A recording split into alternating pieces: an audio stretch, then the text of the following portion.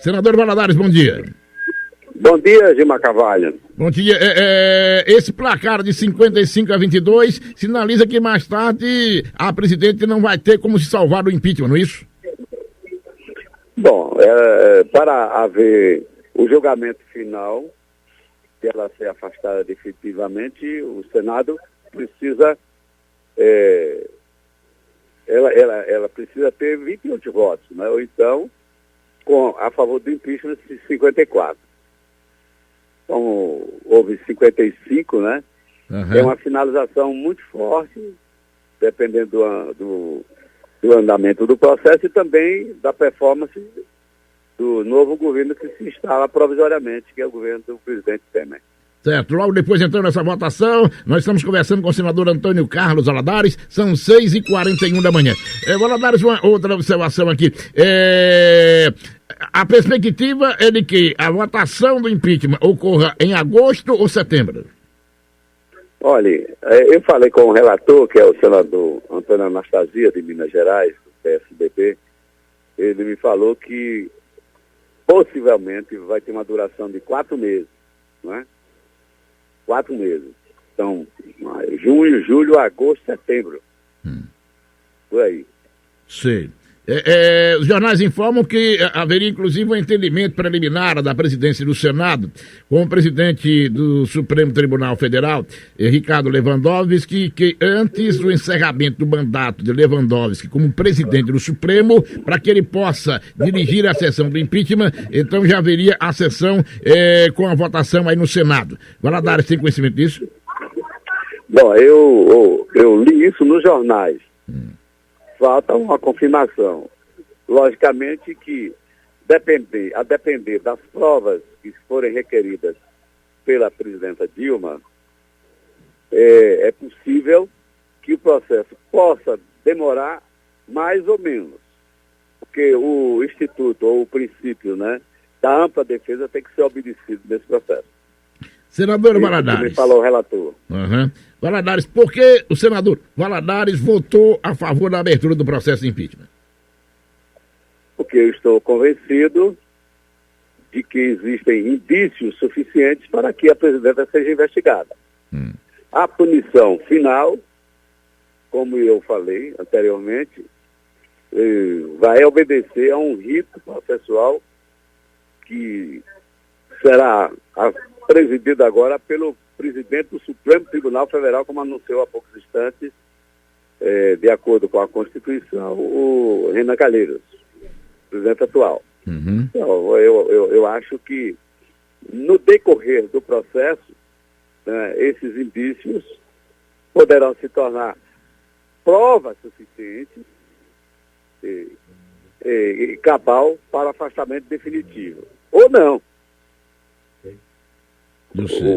Eu acho que a gente tem que, como juiz, ter o máximo de cuidado para não antecipar resultados, uma vez que isso pode redundar em comentários desairosos ou então até, se os senadores todos começarem a falar, nulidade do processo. Perfeitamente, porque serão juízes. Agora, na votação serão juízes. O PSB, partido liderado em Sergipe pelo senhor, mas que presidido pelo deputado federal Valadares Filho, vai participar com cargos no governo Michel Temer? Olha, o partido tomou uma definição nesta terça-feira de que não vai solicitar, não vai pedir ao presidente da República nenhuma participação em ministérios. Você está ouvindo bem ou... Estou lhe ouvindo muito bem, estou lhe ouvindo bem. Porque está repetindo aqui meu telefone celular. Não se preocupe não, estou lhe ouvindo bem. É normal, é porque você está falando de um fixo e eu falando de um celular, né? Perfeito. Então, veja,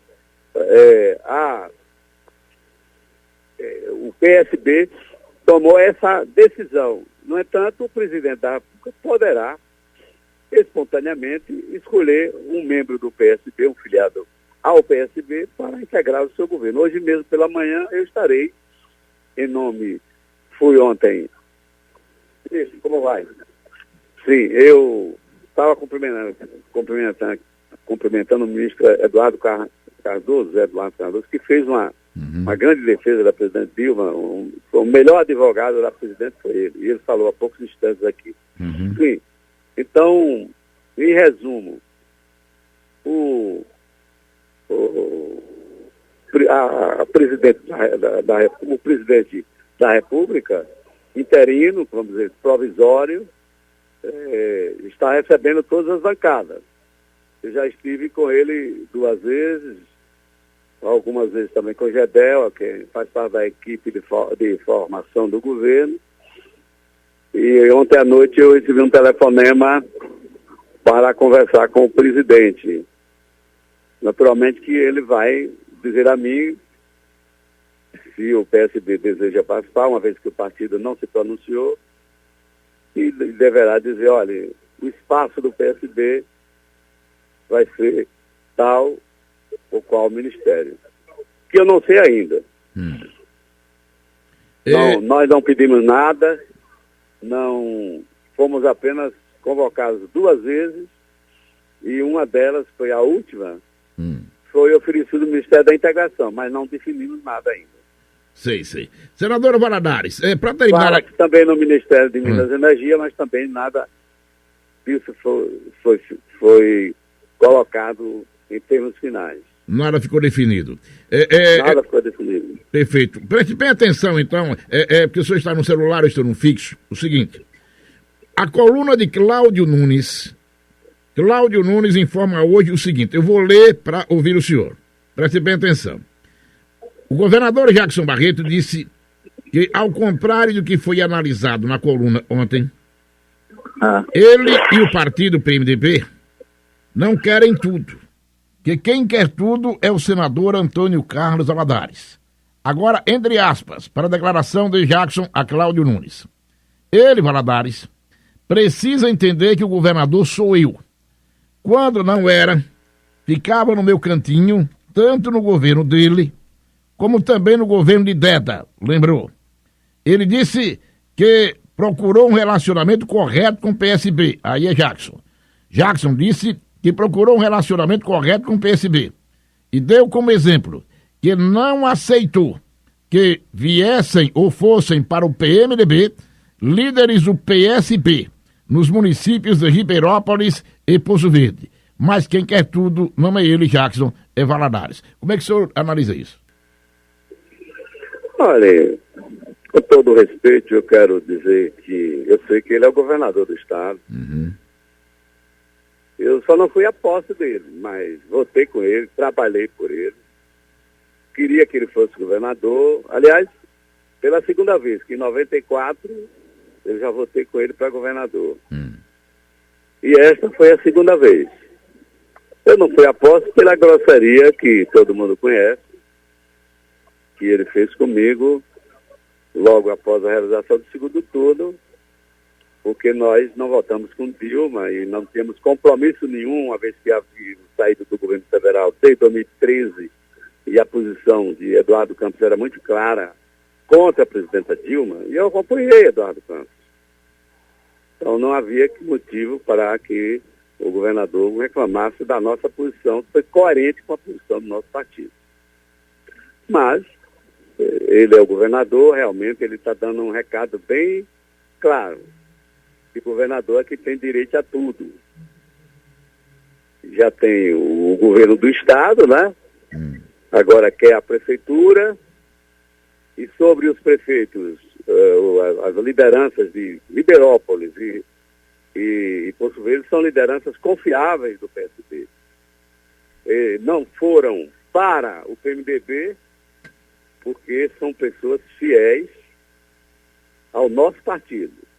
A ex-prefeita Ita, o ex-prefeito Tiago, o atual prefeito Tiago e o ex-prefeito Toninho são pessoas sérias e devotadas ao nosso partido.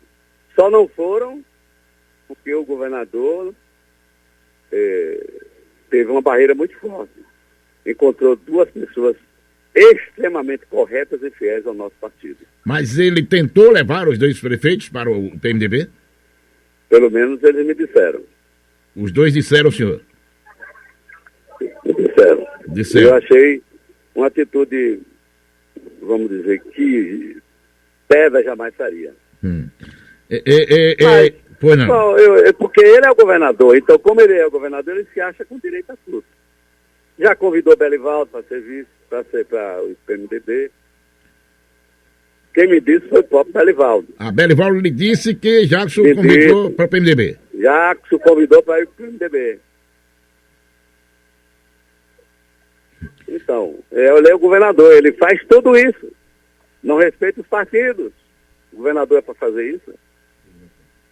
Então, com todo respeito, eu acho que Jackson tem que mudar de postura para ter o nosso respeito, a nossa amizade e a confiança que temos dele, que está abalada com esses episódios de individualismo, personalismo e centralismo de poder.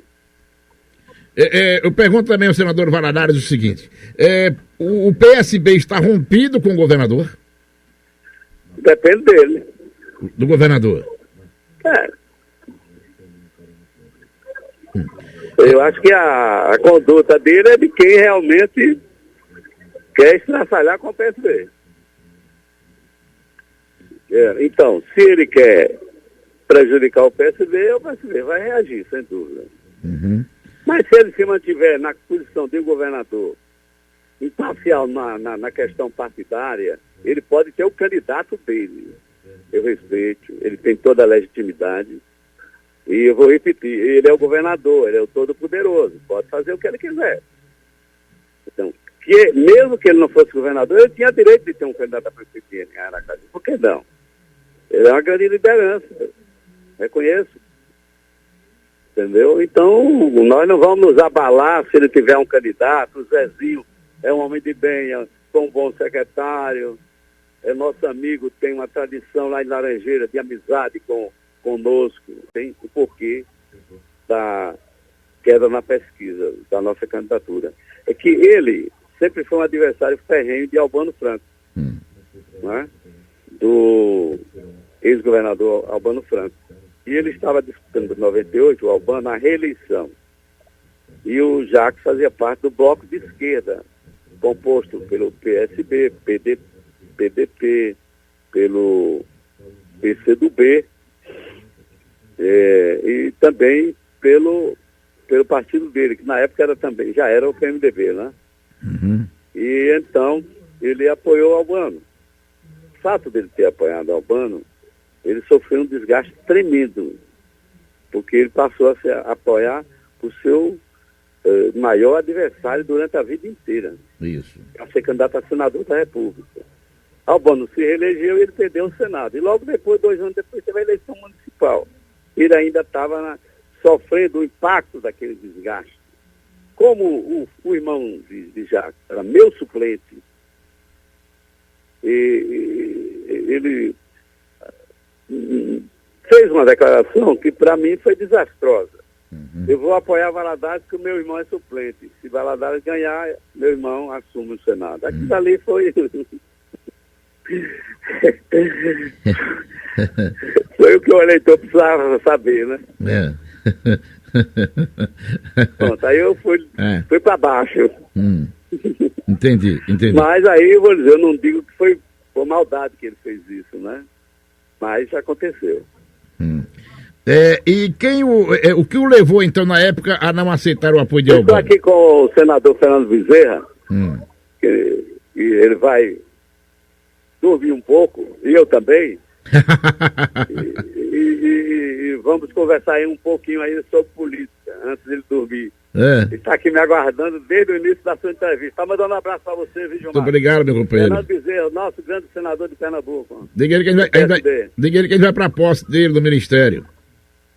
Não, ele não é, ele não é candidato a Ministério, por enquanto. Por enquanto. Por enquanto. Tá bom, amigo? Tudo bem? E se puder, vamos finalizar para atender aqui o nosso senador. Perfeitamente.